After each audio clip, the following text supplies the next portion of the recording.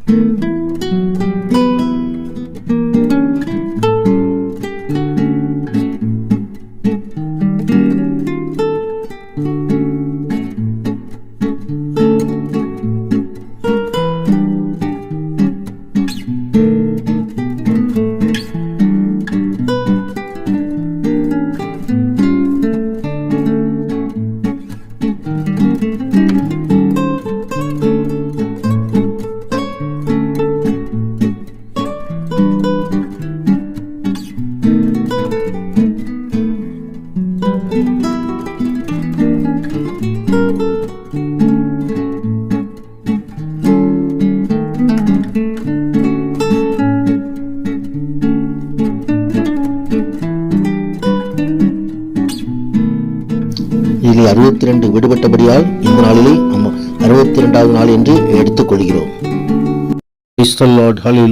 Zion வேதாகம ஆய்விற்கு அன்போடு கூட இயேசு கிறிஸ்துவின் நாமத்தில் உங்களை வரவேற்கிறேன். இன்றைய தினத்திலும் 1 சாமுவேல் அதிகாரங்கள் 17 முதல் 20 அதிகாரங்களில் உள்ள வசனங்களை தியானிக்க சர்வவல்லமை தேவன் நமக்கு கிருபை பாராட்டுவாராக. 17வது அதிகாரத்திலே தாவீது கோலியாத்தை வீழ்த்துவதை குறித்து நாம் பார்க்கிறோம். நமக்கு தெரிந்த ஒரு சம்பவம். தேவன் மீது தாவீது கொண்டிருந்த விசுவாசம் அவனது வாழ்வில் சோதிக்கப்பட்டு உறுதி செய்யப்பட்டிருந்தது. இந்த விசுவாசத்தின் பலனாக தாவீது கோலியாத்தின் மேல் வெற்றி காண முடிந்தது. தாவீதுக்கு தேவன் ஒப்படைத்த இருதயம் இருந்தது. அது எப்பொழுதும் அவர் ஆண்டவரையே அவரது முகத்தையே நாடும்படி செய்தது. இஸ்ரவேலின் ஆண்டவராகிய தேவனுக்குரிய கனம் மகிமை ஆகியவற்றை குறித்த வைராக்கியமும் ஆழ்ந்த கரிசனையும் தாவீதுக்கு இருந்தது. கோலியாத் இஸ்ரவேலின் சேனை நிந்திக்கவில்லை, இஸ்ரவேலின் தேவனை நிந்தித்தான் என்று தாவீது உணர்ந்து கொண்டான். தாவீதின் வாழ்க்கையில் முன்னால் நடைபெற்ற சம்பவங்களின் போது அவன் தேவனிடத்தில் வேண்டி பெற்றுக்கொண்ட விடுதலை அவனுக்கு நினைவுக்கு வந்தது. தேவனுடைய வல்லமையின் மீது அவன் நம்பிக்கை இன்னும் வலுவடைந்தது. எனவே அவன் பலப்பட்டு திடன் கொண்டு கோலியாத்தை எதிர்த்தான் என்று பார்க்கிறோம். பெலிஸ்தர் மீதும் கோலியாத்தின் மீதும் ஜெயம் கொள்ளுவதற்கு தாவீது தன்னில் நம்பிக்கை கொள்ளாது தேவனுடைய பரிசுத்த நாமத்தின் மீது நம்பிக்கை வைத்திருந்தார். கர்த்தருடைய ஆவி தாவீதின் மேல் இறங்கி தாவீதுக்கு வல்லமையை கொடுத்தது. தேவனுடைய பிள்ளைகள் இத்தகைய மலை போன்ற காரியத்தையும் நாம் மேற்கொள்ள முடியும். பரிசுத்த ஆவியான துணையோடு கூட எல்லா சத்துவடி கிரியைகளையும் நம்ம மடங்கடிக்க முடியும், ஜெயம் கொள்ள முடியும். அந்தபடியான ஜெயத்தை கர்த்தர் தன் பிள்ளைகளுக்கு கட்டளையிடுவாராக. அங்கே தாவீதின் மீது சவுலுக்கு பொறாமை வந்து விடுகிறதை குறித்து 18வது அதிகாரம் தெரிவிக்கிறது. கர்த்தர் பரிசுத்த மகிமை உண்டாவதாக. யோனத்தான் ஆத்மா தாவீதின் ஆத்மாவோடு ஒன்றாய் இசைந்திருந்தது என்று வேதவசனம் சொல்லுகிறது. யோனத்தான் தாவீதை தன் உயிரை போல சிநேகித்தான். கிறிஸ்து மகிமை உண்டாவதாக. அவருடைய சிநேகத்தை குறித்து இங்கே எழுதப்பட்டிருக்கிறது. தாவீது பெலிஸ்தரை கொண்டு திரும்பி வந்த பின்பு ஜனங்கள் திரும்ப வரும்போதும் ஸ்திரீகள் இஸ்ரவேலின் சகல பட்டணங்களிலுமிருந்து ஆடல் பாடலுடன் புறப்பட்டு மேளங்களோடும் கீத வாத்தியங்களோடும் சந்தோஷமாய் ராஜாவாகிய சவுலுக்கு எதிர்கொண்டு வந்தார்கள். அப்பொழுது அவர்கள் ஆடி பாடுகையிலே சவுல் கொன்றது 1000, தாவீது கொன்றது 10000 என்று முறையாய் பாடினார்கள். இந்த வார்த்தை சவுலுக்கு விசனமாயிருந்தது.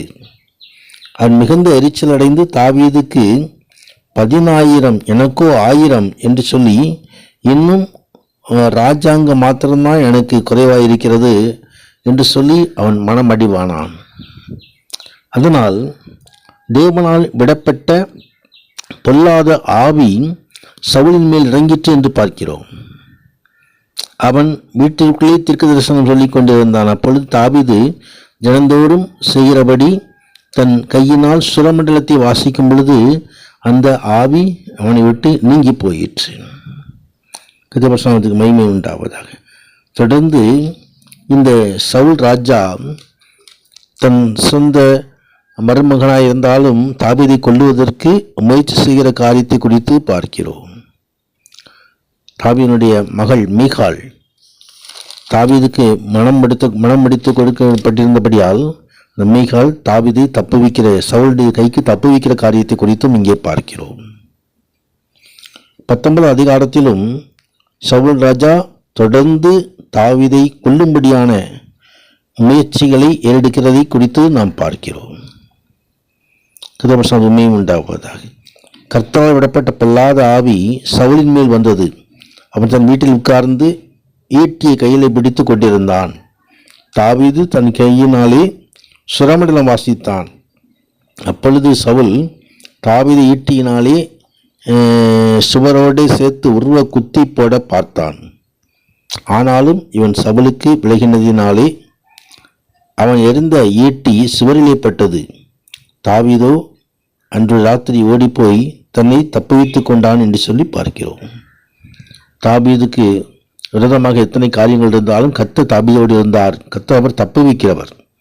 அவர்தாமே நம்மை தப்புவிக்கிறவர், ஏந்துகிறவர், சுமக்கிறவர். ஆமாம், அவருடைய கரம் நம்மை நடத்தும். கர்த்தருக்கு மகிமை உண்டாவதாக. கர்த்தருடைய கரம் தாவீதை காத்து கொண்டது. தொடர்ந்து 20 அதிகாரத்திலே தாவீதும் யோனத்தானும் செய்கின்றதான முயற்சிகளை குறித்து வேதம் தெரிவிக்கிறது. கர்த்தருக்கு மகிமை உண்டாவதாக. யோனத்தான் தாவீதை மிகவும் சிநேகித்தான். கர்த்தருக்கு மகிமை உண்டாவதாக. உம்முடைய கண்களில் எனக்கு தயவு கிடைத்தது என்று உம்முடைய தகப்பன் நன்றாய் அறிவார். ஆகையால் யோனத்தானுக்கு மன நோவு உண்டாகாதபடிக்கு அவன் இதை அறிய போகாது என்பார். மரணத்திற்கும் எனக்கும் ஒரடி மாத்திரம் இருக்கிறது என்று கர்த்தருடைய ஜீவனை கொண்டு சொல்கிறேன் என்று தாவீது சொன்னது காரியத்தை குறித்து பார்க்கிறோம். கர்த்தருக்கு மகிமை உண்டாவதாக. தாவீதை யோனத்தான் தப்புவித்து சவுலின் கைகளுக்கு தப்புவித்து அநேக முறை இந்த தாவீதுக்கு உதவி செய்கிறதை குறித்தும் நாம் பார்க்கிறோம். கர்த்தருக்கு மகிமை உண்டாவதாக. சர்வ வல்லமையுள்ள தேவன் தாவீதோடு இருக்கிறபடியினால் தாவீதை தப்புவித்தார். கர்த்தருக்கு மகிமை உண்டாவதாக. சவுல் ராஜா அவனை குத்தி போட ஈட்டி இருந்தாலும் அங்கே கர்த்தர் கூட இருந்தது யோனத்தான் கண்டு கொண்டார். கர்த்தருக்கு மகிமை உண்டாவதாக. எனவே யோனத்தான் தாவீதை நோக்கி சமாதானத்தோடே போம், கர்த்தர் என்றைக்கும் எனக்கும் உமக்கும் என் சந்ததிக்கும் உமது சந்ததிக்கும் நடுவே சாட்சி என்று சொல்லி கர்த்தருடைய நாமத்தை கொண்டு நம் இருவரும் ஆணையிட்டு கொண்டு நினைத்து கொள்ளும் என்று சொல்லி அங்கே தாவீதை விட்டு புறப்படிய பட்டணத்துக்கு போய்விடுவதை குறித்து பார்க்கிறோம்.